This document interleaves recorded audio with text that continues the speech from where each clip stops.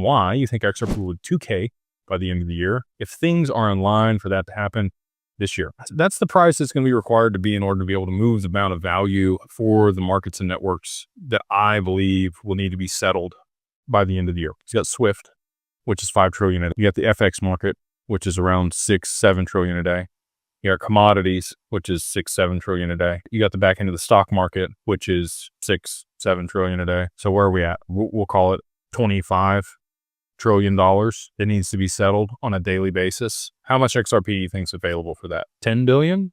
10 billion XRP? So if you want to do the math, that would be a $2,500 XRP if it was used one time a day. And there's 10 billion available, okay? Maybe there's more than that available. Maybe it's used more than that once per day. And in that case, maybe the price is lower than 2K. But you've also got spot ETFs. You've now got businesses buying up XRP as part of their treasury. You've got exchanges that'll likely be using XRP in its DEX for liquidity after Tether goes. You've got other people that are going to utilize XRP for a treasury asset on their balance sheet that are going to want to buy it. Sovereign wealth funds are going to want to buy it. You're going to need XRP to be able to pay fees to tokenize real estate like they are in the Middle East.